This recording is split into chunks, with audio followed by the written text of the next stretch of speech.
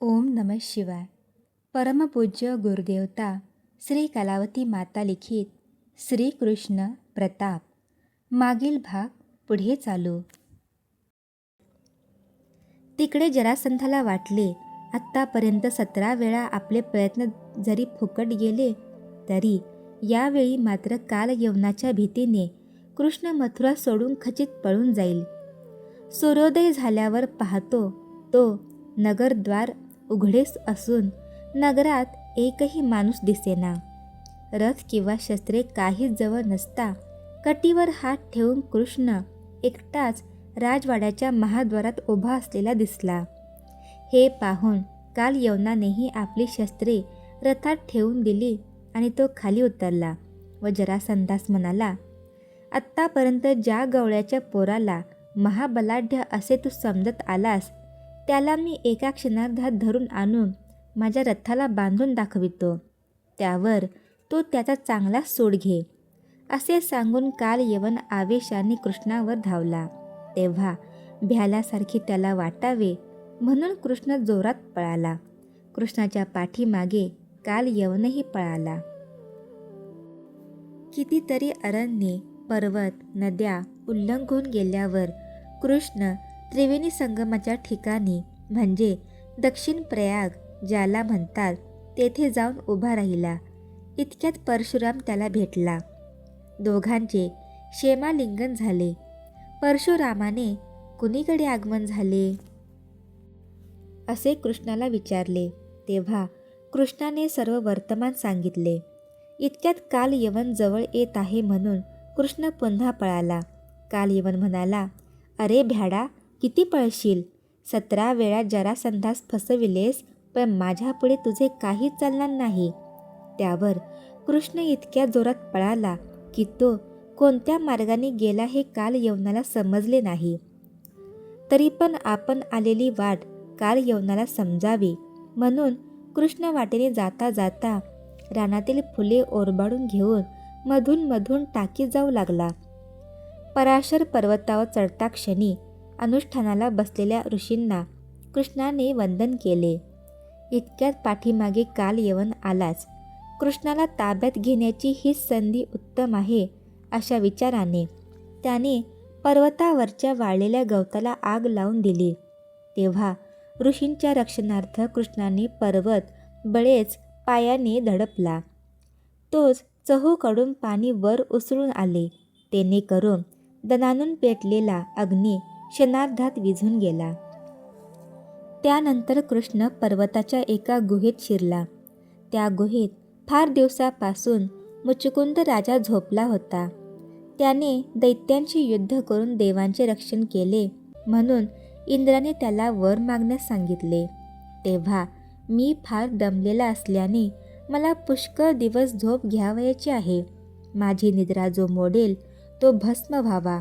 तसेच माझी निद्रा पूर्ण झाली म्हणजे मला परमेश्वराची भेट व्हावी असा त्याने वर मागितला.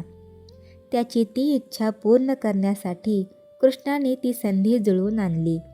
पण सर्वज्ञ कृष्णाचे हे गूढ काल यवनाला काय कळणार? त्याला शत्रू आपल्या हातात सापडला असे म्हणून अत्यंत आनंद झाला. काल यवन गुहेत येईपर्यंत कृष्णाने आपल्या पितांबराने मुचकुंदाला झाकून टाकले आणि आपण लपून बसला. इतक्यात काल यवन गुहेत आला. त्याने चहूकडे पाहिले. जेव्हा पितांबर त्याच्या दृष्टीस पडला तेव्हा पळून पळून दमणूक झाल्यामुळे कृष्णच येथे स्वस्तपणे झोपला असावा अशा समजुतीने त्याने जोराने एक लत्ता प्रहार केला. तेव्हा मुचुकुंद खडबडून उठला आणि संतप्त होऊन त्याने काल यवनाकडे पाहिले. तोच काल यवनाचे भस्म झाले. मुचकुंदाने जेव्हा आपल्या अंगावरील पितांबर पाहिला तेव्हा त्याला परमेश्वराची आठवण झाली. इतक्यात त्याच्यासमोर श्रीकृष्ण परमात्मा चतुर्भुज होऊन उभा राहिला. मुचकुंदाने श्रीकृष्णास साष्टांग नमस्कार घातला. श्रीकृष्णाने, यापुढे तू बद्रिकाश्रमी जाऊन राहा. त्या ठिकाणी व्यासादी मुनिवर्यांची वस्ती आहे.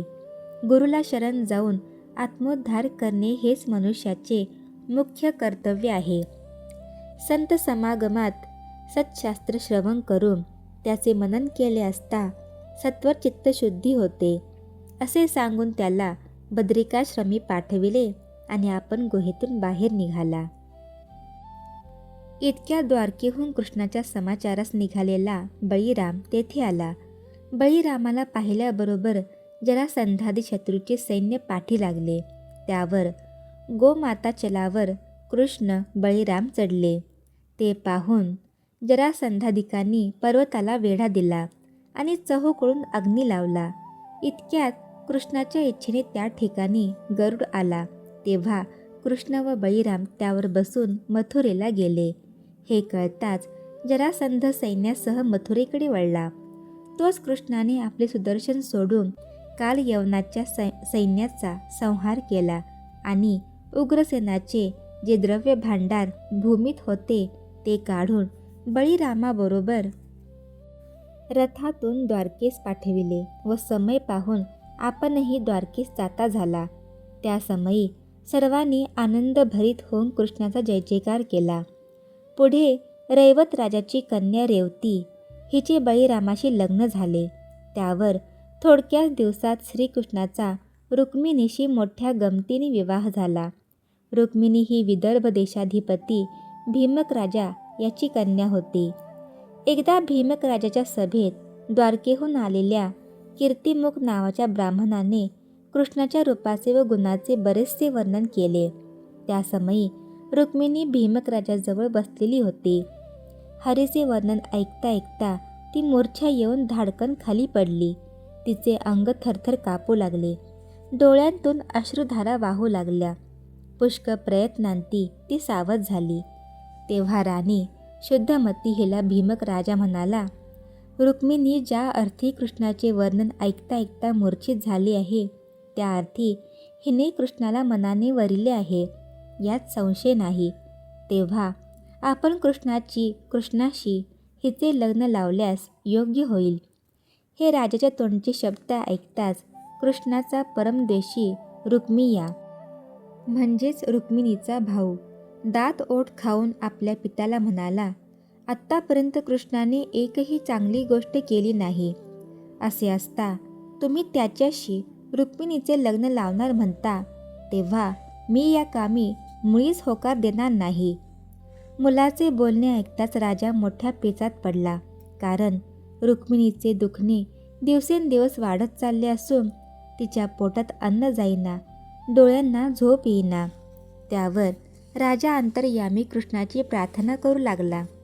रुक्मिणी तर कृष्णाची सारखी करुणा भाकीत होतीच.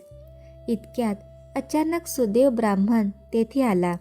तो द्वारकेहून आल्याचे समजताच रुक्मिणीने त्याला प्रश्न केला की, द्वारकाधीश श्रीकृष्ण यास मी मनाने वरिले आहे, तेव्हा यापुढे जगरूढीप्रमाणे जर मी त्यास वरावे तर कोणता उपाय योजावा लागेल?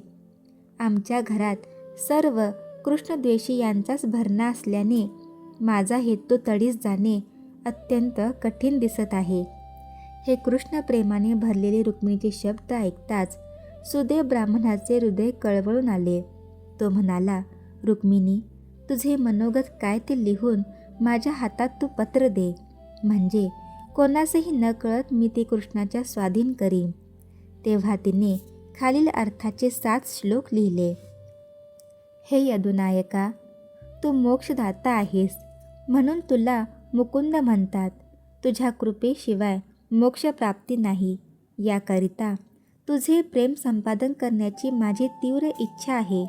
परंतु माझा भाऊ तुझ्या विरुद्ध असल्याने तो वडिलांना प्रतिबंध करीत आहे, म्हणून मी फार दुःखी कष्टी झाले आहे. तेव्हा हे विश्वपालका, कृपा करून या महत् संकटापासून सोडवून एकदा मला सुखी कर. या कामी तुझ्या वाचून माय बाप, भाऊ बहीण, इष्ट मित्र कोणीच सहाय्य करू शकत नसल्याने तुझ्यापाशी मी अनन्य शरण आले आहे. माझ्या हाकेला धावून येऊन माझी इच्छा तू पूर्ण करशील अशी माझी पूर्ण खात्री आहे. माझी जर पूर्वपुण्याई बलवत्तर असेल तर माझी तुला खचित दया येईल आणि तू क्षणाचाही विलंब न लावता माझ्यासाठी धाव घेशील. जगात राजे महाराजे पुष्कळ असतील, परंतु मला तुझ्यासारखा विरक्त नवराच हवा आहे. मी घालीन तर तुलाच माळ घालीन, नाही तर प्राण देईन, असा मी पण केला आहे. तू सर्वज्ञ आहेस, तेव्हा याहून अधिक लिहिण्यापेक्षा तुझ्यापुढे मस्तक नमवून हे पत्ररूपी सुमन तुझ्या चरणी अर्पण करीते. त्यावर ते पत्र तिने सुदैव ब्राह्मणाच्या हाती दिले. लगेच तो द्वारकेला जाता झाला. इकडे रुक्मिणी, कृष्णा धावरी लवकरी, संकट पडले भारी, अशा तऱ्हेने सारखा कृष्णाचा धावा करू लागली. तिकडे सुदैवाने ते पत्र नेऊन कृष्णाच्या हाती दिले. पत्र वाचताच रुक्मिणीची मनस्थिती ओळखून लगेच त्याने दारुकाला रथ सिद्ध करण्यास सांगितला आणि सुदैवास आकाशमार्गे पुढे पाठविले व मागाहून आपण कोणासही नकळत जाऊन रथात बसला. इकडे रुक्मी याने शिशुपालाला रुक्मिणी देण्याचे नक्की करून सीमंत पूजनही झाले. रुक्मी याचा स्वभाव फार तापट असल्याने तो आपले काही चालू देणार नाही, म्हणून भीमक राजा देवावर पूर्ण भरोसा ठेवून स्वस्थ राहिला. बळीराम, उद्धव, अक्रूर यांना जेव्हा खरी हकीकत कळली तेव्हा शिशुपाल, वक्रदंत, जरासंध हे कदाचित कृष्णाशी युद्ध करायला येतील असे म्हणून ते द्वारकेहून यादवांसहित कौंडण्यपुराला आले. इतक्यात कृष्णही तेथे जाऊन पोहोचला. इकडे रुक्मी याच्या आग्रहावरून आपणास शिशुपालास वरावे लागणार म्हणून अत्यंत व्याकुळ होऊन पडली होती. तोच कृष्णाज्ञेवरून सुदेव तेथे आला आणि म्हणाला, रुक्मिणी, थोडा धीर धर. आज तुझी इच्छा खात्रीने सफल होईल. तू ते मात्रही खेद करू नको. कृष्ण येत आहे. ते सुदैवाच्या तोंडचे शब्द ऐकताच ती चटकन उठून बसली.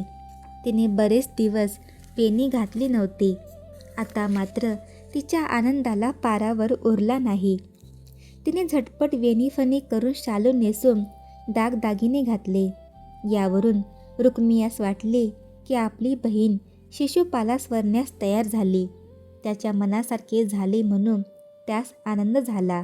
वऱ्हाडी येत आहेत तेव्हा तुम्ही त्यांच्या सामोरे जा, असे म्हणून रुक्मी याने आपल्या पितयास सांगितले. तेव्हा नाइलाजास्तव भीमक राजा निघाला. इतक्यात वाटेवर त्याला कृष्ण भेटला. भीमक राजाने त्यास वंदन केले. भीमक राजा रुक्मिणीविषयी सचित असलेला पाहून कृष्ण म्हणाला, लग्नाआधी कुलदेवीच्या दर्शनाला जाण्याची आपली चाल आहे, असे सांगून तुम्ही रुक्मिणीला गावाबाहेरील अंबिकेच्या देवळात घेऊन यावे, म्हणजे तुम्ही देवीचे दर्शन घेऊन बाहेर येते वेळी मी दारात हजर राहीन. कृष्णाच्या या सांगण्याप्रमाणे राजा भीमक व राणी शुद्धमती हे दोघे रुक्मिणीसह पूजा करून बाहेर आले. इतक्यात दारुकाने महाद्वारात रथ उभा केला. डोळ्याचे पाते लवते न लवते तोच कृष्णाने रुक्मिणीचा हात धरून तिला रथात बसून घेतले. कृष्णाच्या खुणेवरून दारुकाने रथ जोरात हाकला.